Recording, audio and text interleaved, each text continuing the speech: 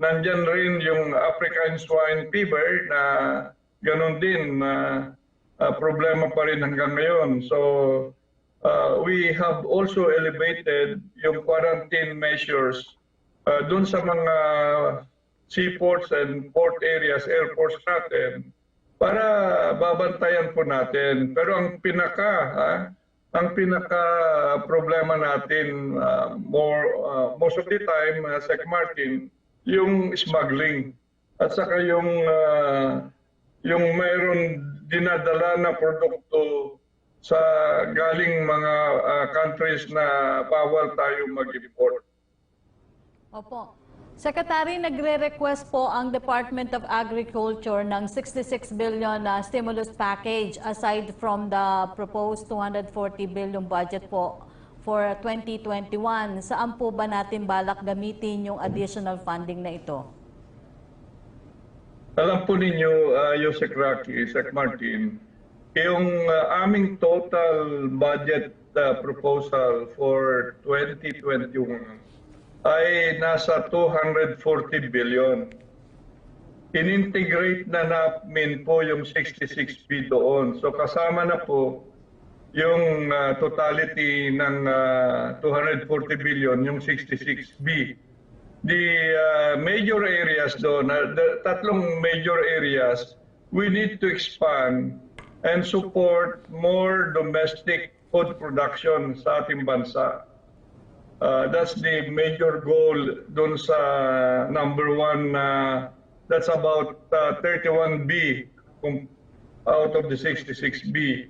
Dagdagan natin, expand natin ang mga banner programs para mas marami po tayong food production volumes at maitaas po yung food sufficiency level dito po sa bansa. Yung second part of our program na kasama sa 66B ay yung tinatawag natin na dapat mag-set up na tayo ng mga big food markets in critical areas of Metro Manila and other areas of the country. And to consider also the food logistics that will bring the produce from the provinces up to the metro areas all over the country. So yun ang isang investment infrastructure for food markets and food logistics. Kailangan natin marami pang mga reefer bands, mga cold storages, mga trading centers in strategic areas in every province, at yung mga bagsakan areas sa mga distrito or strategic locations sa province para mas mabilis po yung movement at saka trading ng mga iba't ibang proyekto or produkto ng mga magsasaka at mangingisda sa kanayunan. Yung third level doon ay na cash forward program po. Yun po ang gusto natin na mangyari kasi ang dami pong mga walang trabaho ngayon at gusto natin na cash for work ay kagaya na po ng rainwater harvesting, mga desilting of irrigation systems, at even rehabilitation of existing systems. So marami po tayong magagawa kung mayroon tayong pondo para sa cash for work program. Opo, Secretary, alam po namin napakahalaga ng papel ng Department of Agriculture dun sa ating food security at siyempre po yung pagbabantay nyo, mahigpit na pagbabantay nyo dun sa panibagong banta ng swine flu. Ano na lang po yung inyong mensahe sa ating mga kababayan, Secretary? Now, in relation sa hog industry, Yusek Rocky and Sec Martin, mayroon na kaming ibinaba sa mga rehiyon 400 million pesos worth dito sa dalawang region, Calabarzon at saka Central Luzon, para mabigyan ng livelihood opportunities yung apektado ng African swine fever. So sila yung unang priorities nung 400 million pesos At ganun din ang gagawin po natin sa iba't ibang region na apektado ng African swine fever. Kasi malaki yung na-depopulate. Mayroon rin tayong pangalawang tranche na 400 million pesos to restock yung hog industry. At uumpisahan natin itong Hulyo, yung 400 million, additional 400 million pesos para gagawin po natin dito ay community hog raising. I-cluster namin a group of 20 small hog raisers at sa isang 20 na cluster ay bibigyan natin ng ayuda in terms of yung mga biik at initially mga pagkain of course ng biik. Para sa ganun ay ito yung restocking of the hog industry ay makakatulong dun sa mitigation of the potential deficit of pork by the end of the year. So sana may sagawa na namin agad-agad para in 5 months or in 6 months time ay mayroon dagdag ng karneng baboy na may benta sa mga merkado.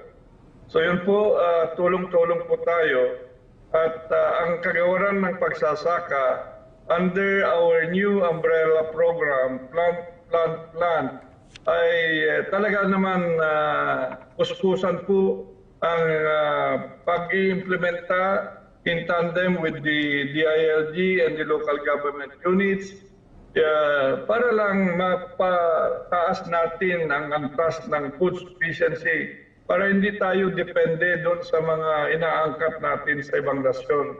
So alam ko ang mga farmers, ang mga Filipino farmers and fishers are very resilient and we are there from government to help every step of the way for them to really elevate and increase their food production volumes. And during this pandemic, we need to survive, and food is a must, and agriculture and food would be critical to rebooting Philippine economy. Okay, maraming salamat po sa inyong panahon, DA Secretary William Dar. Salamat po, Sec Martin, Sec Rocky, Yusek Rocky. Salamat po. Samantala, inilunsad ang pamahalaan noon lamang May 20, 2020 ang Balik Probinsya Bagong Pag-asa program upang matulungan ang ating mga kababayan na nais na makauwi sa kanilang mga probinsya. Subalit pansamantala itong ipinagpaliban upang bigyan daan ang hatid tulong program na layong ding mapauwi ang mga kababayan na stranded sa Maynila dahil sa umiiral na community quarantine. Para sa iba pang detalye, panoorin po natin ito.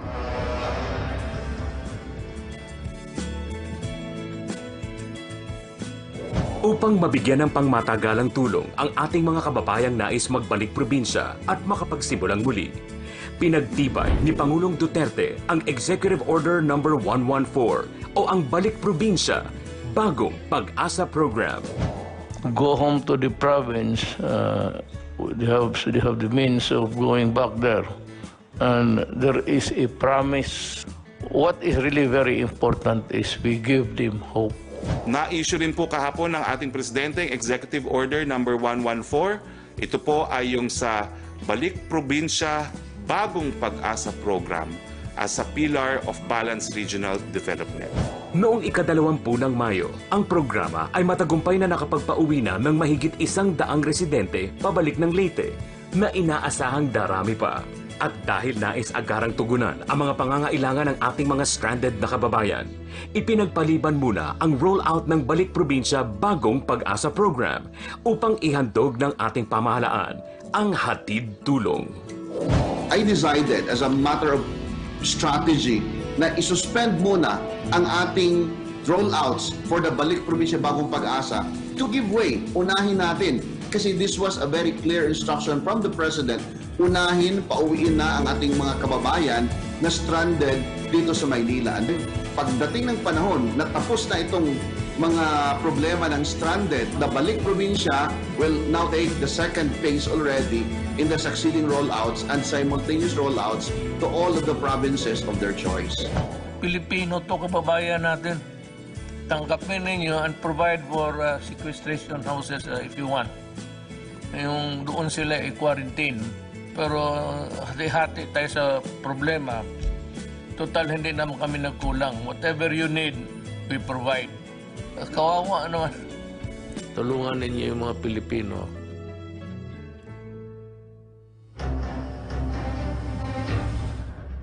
Upang sagutin naman ang mga katanungan kaugnay sa mga issue tungkol sa ating kalakalan, makakausap natin si DTI Secretary Mon Lopez. Magandang umaga sa iyo, Secretary Mon. Magandang umaga, Sec Martin, tsaka kay Yusek Rocky, sa inyo pong lahat na nanonood, nakikinig. Sec Mon, ilang linggo na rin po nating ipinapalabas dito sa Laging Handa ang DTI campaign na Buy Local, Go Local, at kung paano po tayo makakatulong sa mga MSMEs during this time of pandemic. Ano po ba ang mga programa at proyekto na ipinapatupad ninyo para lalo pong mapaigting ang campaign na ito at mas marami ang makuha nating suporta mula sa mga mamamayan? Una-una, maraming salamat Sec Martin tsaka sa PCOO, kay Yusek Rocky rin para sa pag-i-air po ng ating kampanya para sa Buy Local. In other words, tayo po ay dito muna sa ating bayan, mag-shop local, eat local, and travel local. Lalo na kung pwede na yung sa quarantine level. Ang objective po natin ito is really to stimulate demand at mas marami hong sa ating mga kababayan to bring back yung confidence na bumili po dito para matulungan po ang pag-stimulate ng demand ng mga produkto, mga serbisyo being provided especially ng mga micro SMEs.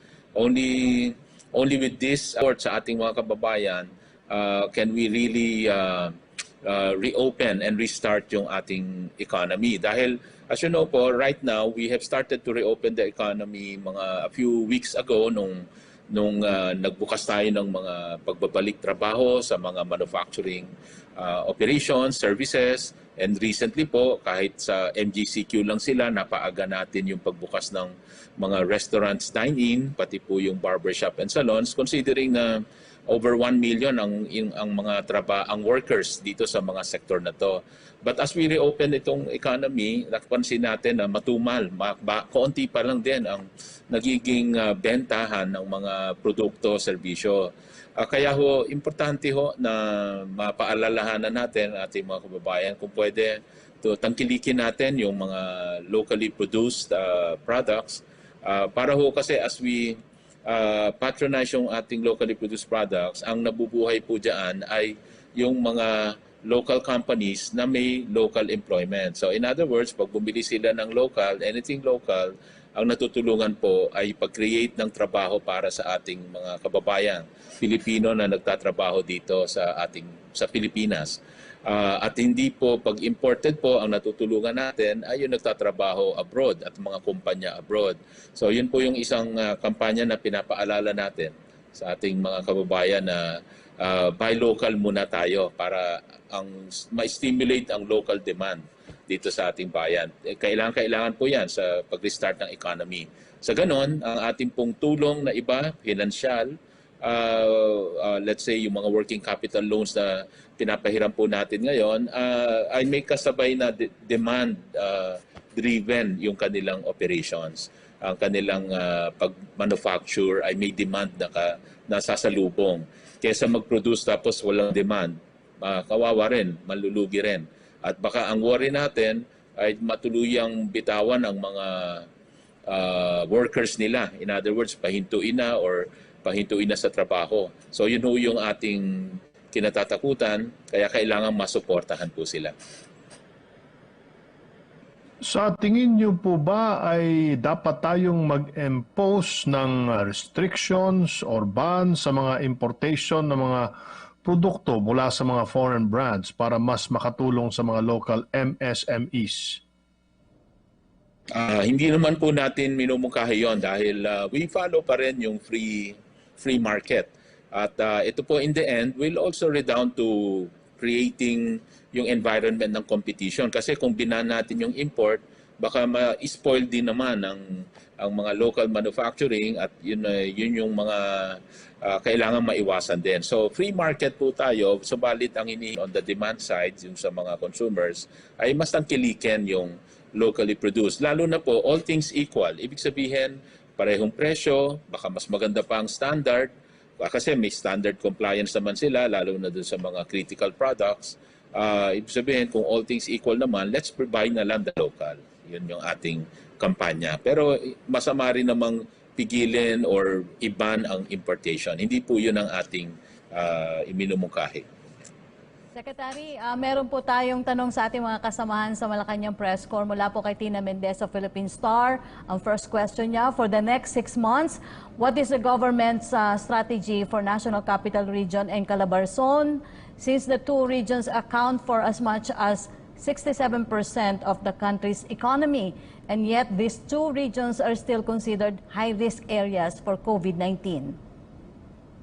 Well, right now po, tayo po ay under GCQ. In the GCQ, kaya po yung nakaraan po from ECQ, medyo mabilis yung pagpunta sa MECQ at GCQ dahil ang intention din po ng IATF ay essentially to allow more sectors to open. Parang ang bilin po ng ating Pangulo ay maibalansi po talaga yung health at saka yung economy.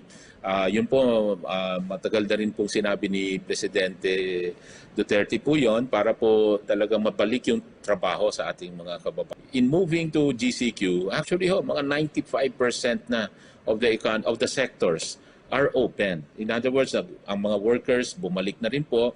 Although we are still encouraging yung work from home at yung mga ibang alternative work arrangements, but essentially yung operations ng mga kumpanya karamihan 100%. Ang mga 5% na lang ang naiwan na non-essentials na magbubukas pa supposedly sa modified GCQ. Pero dahil po yung mga dating part of open sa modified GCQ tulad ng dine-in restaurants at saka yung barbershop salon, sila po napaaga na po natin sila. If you remember last month, na umpisa nang nag-operate itong mga sector na to, considering po that let's say for barbershop salons, they account for about 400,000 workers, yung restaurants 1.7 million workers. So napaka-importanting mag-umpisa na po sila at an earlier stage. Kaya kahit GCQ, na-allow na sila imbis na modified GCQ pa sila mag-open. So that is a big help in bringing back jobs. So unti-unti po talaga na-allow naman po natin yung pag-reopen nito. So ang experience lang po natin ngayon actually is as GCQ, matumal pa rin yung pagbalik ng negosyo. Hindi pa rin ganun kadami yung mga namimili sa ngayon. Kaya po tayo nagkaroon ng kampanya nga nung Buy Local para to re-stimulate yung demand, especially for locally made products. And dito, pag GCQ na, well, of course, we all hope na eventually mag-move na tayo rin kaagad sa modified GCQ because it will open up the rest, yung 5% na naiwan na sektor, at saka ang movement ng tao siguro po mas maluwag na. In other words, mas makakalabas na yung mga iba pang hindi napapayagan ngayon. Opo, tanong pa rin ni Tina Mendez, what's the assessment daw po on the impact of the COVID-19 crisis on the BPO industry, since there were also reports that many were laid off from this sector? Well, even at the height of the ECQ, actually inallow po ang BPO at saka export industries. They were allowed to operate. Nirequire lang natin sila na kung pwede to lessen the movement ng mga workers. In other words, yung movement nila from the house to the office, ay nirequest natin sila magbigay ng accommodation at saka shuttle services. So ganun din, ma-prevent din yung possible transmission na let's say makuha from the house o kaya makuha from the office. So with that, medyo successful naman po. But as we were moving towards more lighter, more light na quarantine, community quarantine, ngayon po hindi na po nire-require yung mga accommodation na yon requirements. At pati yung shuttling services, encourage na lang po sila they can now go home at saka hindi na required yung accommodation. Opo. So tuloy naman po sila sa ngayon. Of course, merong mga negosyo talagang, as mentioned, humina. Kaya hindi natin expect na lahat ay mag-remain open. Meron po talaga magsasara or magre-reduce ng employment. But as we hear right now, naririnig po natin na meron din hong continuously nag-e-expand na sa BPO sector. So talaga kung hahanapin lang talagang now is the time to sabi nga pivot, yung parang magsishift ka ng iyong business model para hanapin mo kung saan yung magiging patok. Saan yung mas malakas na business model in this new normal or what we hope to be a better normal. Opo, Secretary, mula naman po kay Pia Gutierrez ng ABS-CBN, kung papayagan na po ba ang ibang salon services sa Metro Manila? What about daw po other service-oriented businesses like yung spa, nail salon? When will they be allowed to operate? Sorry. Actually, sila talaga, allowed sila sa modified GCQ. And if you really think about it, practically 95 provinces and HUCs, highly urbanized cities, are all under NGCQ. Konti na lang ang nasa GCQ. So marami na rin namang nag-open up na dito sa mga sector na to. Of course, masasabi natin, malaking part yung Metro Manila and like Cavite, yun na lang naiwan dito sa Region 4A. Of course, we hope na even nasa GCQ tayo, eventually madagdagan ng services, especially in the barbershop salons, na sinasabi nila pagka basic haircut, intention kasi doon, mabilisan yung turnover. But right now, they have a pending request na kung ganun din yung kabilis ng turnover sa mga other hair treatment, etc. So, baka dapat maisama na rin. So, yun po yung isa ho sa pinag-aaralan ngayon ng IATF. But general direction is to basically reopen the economy, although gradually nga lang po. And then again, of course, ibang mas magandang balita kung eventually ang NCR and Cavite, eventually yung mga naiwan sa GCQ ay mag-modify GCQ. Opo, mula naman po kay Clazel Pardilla ng PTV, ano daw po ang plano ng DTI sa JNT Express? Well, inisyuhan namin sila ng warning. Actually, ang mangyayari ho dito kasi, yung mga ginawa nilang yon, ang epekto nito ay yung doon sa customer nila. So yung mga consumer complaints na dumating ho sa DTI, yun po yung inaksyonan ng DTI. Of course, iba pa po yung mas malakas na inanunsyo ng ating Pangulo na mismong PNP at CIDG ang titingin din doon sa operation mismo ng JNT. Obviously, ang mananagot po niyan talaga ay yung logistics company na yon na naging cause ng mga product defects once na dumating sa consumer. Kasi on the consumer side, ang mangyayari lang po niyan, magre-request sila ng replacement. Kasi obviously, hindi na yan mare-repair. So if ever, replacement or refund. So yun po ang sisiguruduhin naman ng DTI na yung nakatanggap noon na consumer will be yung concern nila will be addressed. Opo. Tanong naman po mula kay Joseph Morong ng GMA7, paano daw po yung nasa Category 4? Ano na ang plano sa kanila? May percentage ba na pwedeng buksan sa kanila under GCQ and under MGCQ? Well, ngayon po kasi under the GCQ, may mga na-allow na tayo na nanggaling nga sa modified GCQ open sectors. So malaking sector na rin po itong nabukas sa atin. Well, kanina po naka-receive tayo ng request mula sa travel agency group dahil kailangan daw nilang maraming i-process na mga refund dahil nga sa mga nakansela na mga bookings. So yun po ay isang ipepresente natin sa IATF. At least itong sector na to siguro naman ay hindi makakabulhabog sa, let's say, kung itong sector na to hindi naman ganun kalaki, ay mabuksan na rin only to be able to address yung mga concerns po. Dati ho talaga sinara yan at nilagay sa Category 4, thinking kasi na under GCQ wala naman travel. activities. Pero kung merong mga ganitong kailangang mga problema na kailangan isolve, ay siguro pwede namang i-consider din yan under the GCQ. But all the other services, mahirap po, maganda ho, maantay na rin yung MGCQ na hopefully makuha naman ay maabot natin in the near future.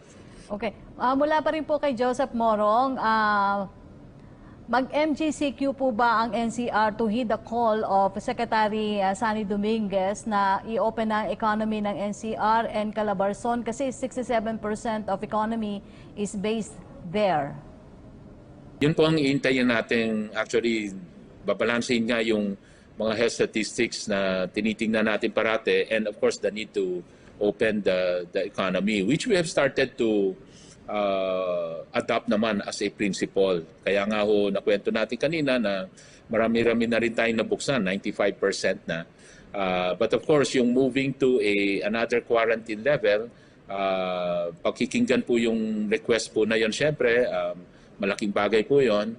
At kung tatanungin yung mga economic sector na ahensya, kami po ay syempre will support that kind of approach na kung pwede lang ay mas maagang maibigay ang modified GCQ. But then again, habang tumatagal itong GCQ, nakita naman natin na marami naman tayong na-reopen din na sektor kahit po nasa GCQ. So with that, pwede mong paigtingin ito. At tayo naman po, for example, dito sa mga ilang percentage operating capacity, ito po ay pag-aralan natin na pwede namang i-increase din ito even without moving to MGCQ. Ay meron namang tayong pwedeng gawing paraan na para mapaagal lang yung pag-increase ng operating capacity na allowed. For example, yung 30% ay titingnan natin kung pwede yung ma-increase na ito to 40 or 50%. So kasi pag tumagal naman itong quarantine level na to at hindi umaandar hindi nag-iiba yung level, yun ho itong mga pwedeng consideration. Working on the business operating capacity. Instead of changing the quarantine level. Opo. Question from Virgil Lopez ng GMA News Online. Is there a plan daw po to increase the capacity of dine-in establishments? Oh, well, yun po yung I just recently mentioned, no? Yung kababanggit lang natin. So, meron pong plano pagka tayo po ay we remain under GCQ. Suportado po ng DTI ang House Bill 6122 o itong Internet Transactions Act kung saan dapat magparehistro ang mga online business sellers. Bilang paglilinaw po, sino lang po ba ang mga dapat magparehistro sakaling maipatupad ito at sino ang mapapatawa ng taxes? Okay, suportado po ito ng DTI dahil kahit hindi po online, kahit as a regular business, we have always been pushing for yung registration ng business para ang ating mga negosyante, we always say na hindi lalaking negosyo kung hindi registered. So, ang dapat pong mag-register ay lahat po na nagnenegosyo. Lahat na may regularly may binebenta. Kahit anong size po kayo, kailangan nung mag-register. At ang mangyayari naman po, kung kayo po ay maliit ang operation, may mga exemption naman na provided dyan. Let's say sa pagbabayad ng tax, BIR provides for certain level of exemption na 250,000 na income and below exempted in paying taxes. Pero mag-register pa din. Ang kainaman po sa pagre-register, again, whether online or hindi online, it's really also for consumer protection. Yun po yung pagka may bumibili, whether online buyer or just a regular buyer from a store, ay meron pong traceability na lalaman kung sino ang gumawa at ito pong gumawa na ito ay registered. Lalo na kung ito ay food or drug, registered dapat sa FDA. May certification o product registration ang bawat produkto na binibenta. Sa ganon ay masisigurado na according to yung standards, yung mga produkto. Ito rin ay magpapa-increase ng consumer confidence at trust, yung tiwala, no? Na ang produktong binibili ay hindi peke or kaya ay hindi ineffective. In other words, effective. No? Kung ito ay gamot, makakagaling talaga to. O kaya kung ito po ay isang bagay na may standard, kunwari bumili ng rice cooker, talagang rice cooker na makakaluto ng rice o kaya hindi masusunog at maninipis yung kable. No? So may mga standard po dyan na sinusunod. Kaya importante ho may traceability, kaya importanteng malaman ng buyer na kung sino yung manufacturer na titrace ho yan. Importante ho yan sa consumer protection, lalo na pag may mga complaint na sa produkto. So yan ho yung, Ano po ang lalo na sa mga online selling, yan ho yung napaka-importante. Ngayon, lalo na before, na dami nagko-complain sa online selling.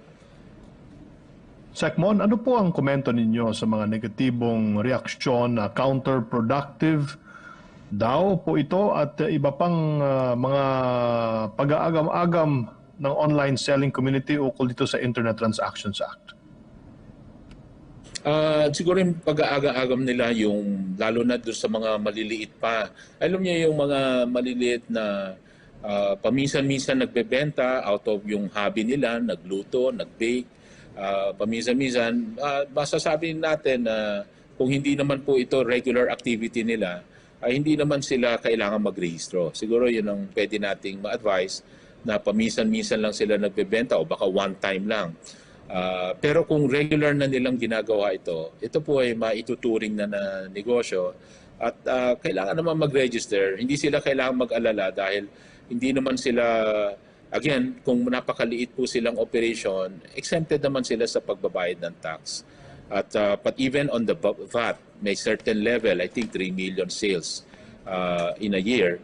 Below that ay wala namang VAT exempt naman din. Ano? So may mga exemption naman dun sa maliliit na operation. Pero dun sa mga malalaki, dapat lang na magbayad ng tax. Responsibility rin naman ng lahat ng individual yon. Otherwise, unfair po dun sa mga nag-register. Unfair din dito sa mga mga kumpanya, kahit maliit ay nagrehistro. No? So lalo na kayo kung medyo malaki na, dapat magrehistro na lalo dapat yan. Ayon po sa ibang mababatas at opisyal ng pamahalaan, dapat ay covered ng microfinancing program ang mga online sellers at dapat ay mabigyan pa sila ng incentives para mahikayat na lalong magpatuloy sa negosyo. Ano po ang mga ginagawa ng ahensya para makatulong po sa kanila? Sila po, Sec Martin, ay eligible naman sa pagkuha ng mga loan programs tulad itong recently na nilaunch natin. Na billion lang yung pondo ng SB Corp, Small Business Corporation, dito po sa COVID-19 restarting the entrepreneurs, restarting the enterprise program. At ang mga umuutang na nag-apply na over 2 billion pesos worth. So nag-umpisa na mag-process at nag-release na rin. May mga na-approve na 100 million yung huli kong nakita. Target po ay maubos ito, magamit itong 1 billion by end of July.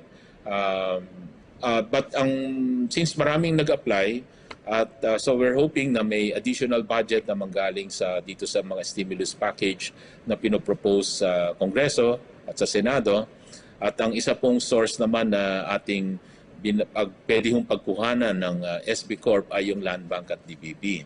Ito naman po ay arrangement na wino-work out namin. Actually, with the DOF Secretary Dominguez, in-offer na rin niya itong mga Land Bank DBP. So ito po ay isang magiging source. As a wholesale bank, itong mga Land Bank DBP, they can also lend out to SB Corporation who will be retailing the loans. And pag-process at evaluate ng mga loans and the projects ay SB Corp ang gagawa at kukuha na lang ng pondo dito sa mga other financial institutions. Secmon, pahabulan po, may humingi lang po ng update patungkol doon sa pakiusap ng Philippine Publishers Association. Sila po ay humingi ng access doon sa mga pautang po ng Department of Trade and Industry. Alam po naman natin na yung ating mga kasamahan sa... Kung personal loan po, hindi po namin sakop yun. Pero kung yung publishing office po nila na nasa negosyo naman, over 1 year po ang requirement na track record, ay pwede po silang mag-apply at kasama po, eligible po sila doon sa ating SB Corp lending program. Doon sa mga individual, alam ko po may mga iba-ibang government agencies na nagbibigay ng pautang sa mga individual, lalo na kung either member sila ng mga GSIS or SSS at mga iba pang ahensya. So yun po ang pwedeng source ng individual loan. Ipadala na lang po namin muli sa inyo, Secretary Mon, mula sa Publishers Association of the Philippines. Sila po ay mga publishers na matagal na po. Actually, katuwang po natin sa gobyerno para ma-disseminate yung ating impormasyon. Maraming salamat po, Secretary Mon Lopez. Mabuhay po kayo. Mabuhay po, Sec Martin and Yusek Rocky. Mabuhay po kayo lahat. Sa puntong ito, dumako naman tayo sa pinakauling ulat mula sa ibang lalawigan sa bansa. Makakasama natin si Zarina Lusuegro mula sa Philippine Broadcasting Service. Maraming salamat, Secretary Martin. At narito na nga po ang mga report mula po sa ating COVID-19 PH Radio Radyo Pilipinas. Mula po sa Viracas, mahigit 4,000 locally stranded individuals na katakdang asistehan ng Balik Happy Island program sa Catanduanes. May report si Juris Alpapara. COVID Radio. Hashtag Laging Handa Radyo Pilipinas Special Coverage. Mahigit 4,000 pang locally stranded individuals o LSIs ang nakatakdang asistensyahan ng Balik Happy Island program sa Catanduanes. Ang Balik Happy Island Program o BHIP ay ang lokal na bersyon ng hatid-tulong program ng pamahalaang nasyonal na layuning matulungan na makauwi sa probinsya ang libo-libong LSIs na na-stranded sa Kamaynilaan matapos abutan ng lockdown. Ayon kay Provincial Information Officer Joshua Paul Araujo, may 537 LSIs nang natulungang makauwi ang BHIP simula ng ilunsad ito noong Mayo. Samantala, matapos na magkaroon ng dalawang magkasunod na positibong kaso ng COVID-19 mula sa dalawang returning OFW sa probinsya, ay pansamantalang ipinatigil muna ang implementasyon ng nasabing programa noong June 13. Sa halos 3 linggong on hold ang programa, ay umabot na sa 4,900 individual ang nagpalistang LSIs na umaasang matutulungan pa rin ito. Ngayong darating na Lunes, July 6, ay muli nang babiyahe ang 9 na bus ng BHIP, lulan ang 207 LSIs pabalik ng probinsya. Tiniyak ng BHIP na sasailalim ang lahat ng LSIs sa masusing assessment at rapid testing, habang mas pinaigting din ang ginagawa nilang koordinasyon sa bawat LGU na uuwian ng nasabing LSIs para naman sa quarantine requirements ng mga ito. Halik Vera Catanduanes, Juris Alpapara, Radyo Pilipinas. Mula naman po sa Virac, Catanduanes, magtungo tayo sa Cebu City. 20 barangay sa Cebu City posibleng maisailalim pa din sa lockdown kahit pa pumalif ang ECQ status sa naturang lungsod.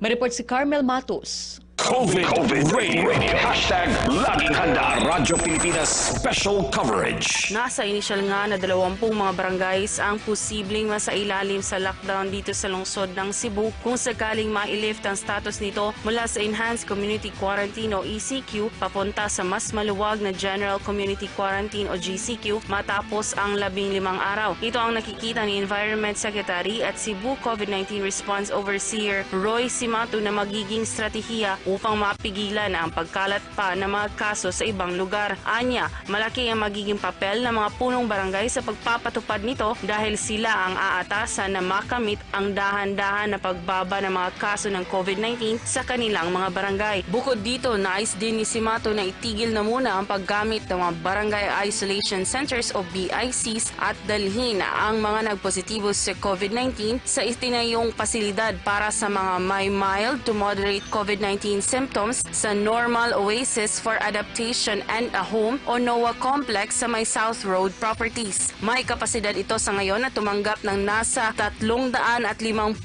mga pasyente. Layon din itong dagdagan pa ang mga cubicles upang mas tumaas pa ang dami ng pasyente na ma-accommodate dito. Gikan dinhi sa lalawigan sa Subo, kini si Carmel Matos alang sa Radyo Pilipinas.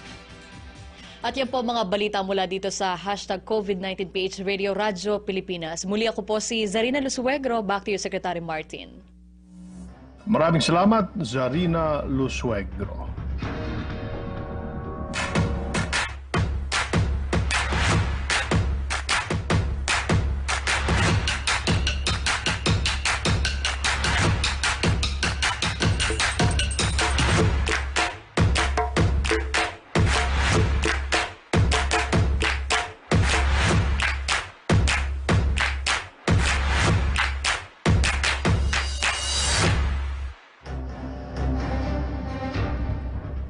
Samantala, puntahan naman natin si Ala Sungduan mula sa PTV Cordillera. Yusek Racky, mayroon ng sariling Biological Safety Cabinet ang Bontoc General Hospital sa Mountain Province na malaking tulong laban sa mga infectious diseases tulad ng COVID-19. Ito ay donasyon mula naman sa Rotary Club of Metro Baguio. Matagal lang inaasam-asam ng Bontoc General Hospital na magkaroon ng Biological Safety Cabinet na napakahalaga para sa kaligtasan ng mga kawani ng ospital at kliyente nito mula sa mga infectious diseases tulad ng COVID-19. Naiskatuparan naman ito sa tulong ng Rotary Club of Metro Baguio na pinumunuan ng presidente nito na si Jerry Chan na nagpamahagi ng Biological Safety Cabinet Class 2A2 para sa laboratorio ng nasabing ospital. Bagay na pinagpapasalamat naman ng probinsya at tagapangasiwa ng ospital. Ang infection control equipment na nagkakalaga ng mahigit 1.2 billion pesos ay pinasakamay sa BOGH at tinanggap nila Mountain Province Governor Bonifacio Lacuasan Jr. at Provincial Health Officer Dr. Ninita Lizardo. Ang formal na turnover ay sinagawa araw ng Hulyo 1 sa pamumuno ni RCMB President Chan. Sa Biological Safety Cabinet na poproseso mga infectious specimens hanggang ma-sterilize ito. Ang mga medical technologies naman ang siyang tumututok dito. Napapanahon ang nasabing kagamitan, lalo pat isa din itong paraan upang maiwasan ang COVID-19. Ngayon nagsimula na ang Rotary Year 2020-2021 sa temang Rotary Opens Opportunities. Patuloy naman ang pagsasagawa ng hakbang ng RCMB upang matulungan ang mga local government units sa Cordillera sa laban kontra COVID-19. Ang disease prevention and treatment ang isa sa 6 na pinagtutuunan ng pansin ng Rotary International. This is one way that the Rotary Club of Metro Baguio will help in addressing the global pandemic, which is the COVID-19. One way of helping our constituents, our fellow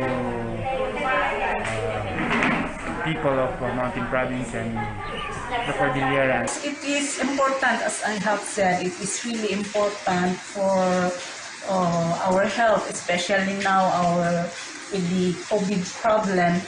If we process or we prepare our specimen for the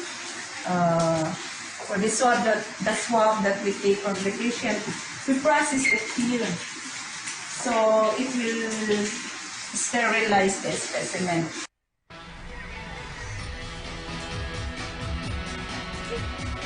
Ang nasabing grupo ay nakatakda ding mag-donate ng mga personal protective equipment sa mga frontliners sa Mountain Province at iba pang lugar sa Rion Cordillera.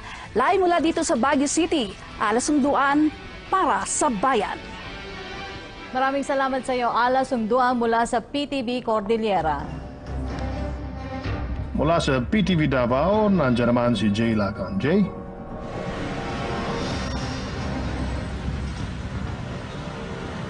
Magandang araw, Secretary Martin at Yusek Racky. Matapos ngang isailalim sa Modified General Community Quarantine o MGCQ ang Davao City, ay patuloy pa rin ipinapatupad ngayon ng lungsod ang paggamit ng Food and Medicine o FM Pass.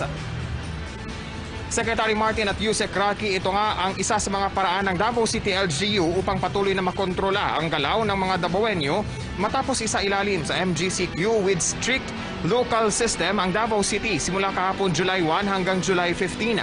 Kaya patuloy ang mahigpit na inspeksyon ng mga otoridad sa mga pampubliko at pribadong sasakyan na dumadaan sa mga checkpoint upang masiguro na naaayon pa rin sa schedule ang paggamit ng Food and Medicine Pass. Dito kasi sa Davao City ay nakaschedule ang paggamit ng FM Pass kung saan ang FM Pass na may last digit na odd number o 13579 ay maaari lang gamitin sa Lunes, Miyerkules at Biyernes. Sa araw na Martes, Huwebes at Sabado naman ang mga nagtatapos sa even number o 24680 ang last digit ng FM Pass. Samantala ay company ID o Certificate of Employment naman ang pinapakita ng mga essential workers kagaya ng mga healthcare workers, government officials at yung mga nagtatrabaho sa mga essential establishments kagaya ng mga grocery stores, bangko, pharmacies at iba pang essential services. Hinahanapan rin ng identification card ang mga empleyado sa mga establishmento na pinapayagan na rin ngayon na mag-operate sa ilalim ng MGCQ pero sa limitadong kapasidad kagaya ng mga restaurants, bars and karaoke, salon, spa, barbershop, internet cafe, hotels at fitness gym. Importante rin na nakasuot ng face mask ang mga lalabas ng kanilang bahay upang bumiyahe, maging ang mga tao na nasa mga pampublikong lugar ng lungsod bilang proteksyon na rin ng banta ng COVID-19. Samantala, Secretary Martin at Yusek Raki, maliban nga sa paggamit ng food and medicine pass, ay patuloy pa rin pinapatupad ngayon dito sa Davao City ang curfew hours simula alas 9 ng gabi hanggang alas 5 ng umaga at pati na rin ang 24 hours na liquor ban. Mahigpit pa rin ang paalala ng Davao City LGU na papayagan lamang ang movement o galaw ng mga tao kung sila ay magtatrabaho, kung bibili ng pagkain o bibili ng gamot, kung pupunta sa ospital o kung may mga emergency. Yan muna ang latest mula dito sa Davao City. Jay Lagang para sa Bayan. Maraming salamat, Jay Lagang, mula sa PTV Davao. Samantala, dumako naman po tayo sa update kaugnay sa COVID-19 cases sa buong bansa. Base po sa tala ng Department of Health as of July 1, 2020, umabot na sa 38,511 ang total number of confirmed cases kahapon. Nadagdagan ng 4 na katao ang mga nasawi, kaya umabot na sa 1,270 deaths ang kabuang bilang ng mga nasawi. Ngunit patuloy rin naman ang pagdami ng mga nakaka-recover na umakyat na sa 10,438. Hindi po kami magsasawang ipaalala sa lahat ang physical distancing, tamang pagsuot ng face mask, ng kamay, tandaan, bahay muna, buhay muna. At yan ang mga balitang aming nakalap ngayong araw. Maraming salamat po sa mga naglaan ng kanilang mga oras sa pagbibigay linaw sa mga impormasyon ng ating mga kababayan. Ang public briefing po ay hatid sa inyo ng iba't ibang sangay ng Presidential Communications Operations Office sa pakikipagtulungan ng Department of Health at kaisa ng kapisanan ng mga broadcaster ng Pilipinas o KBP. Asahan po ninyo ang aming patuloy na pagbibigay impormasyon kaugnay sa mga updates sa ating paglaban sa COVID-19 pandemic. Maraming salamat din po sa Filipino Sign Language Access Team for COVID-19. Mula po sa Presidential Communications Operations Office, ako po si Yusek Raki Ignacio. At mula rin po sa PCOO, ako po si Secretary Martin Andanar. Magkita-kita po tayo muli bukas dito lang sa public briefing, #LagingHandaPH. Kaya natin to, kaya natin to.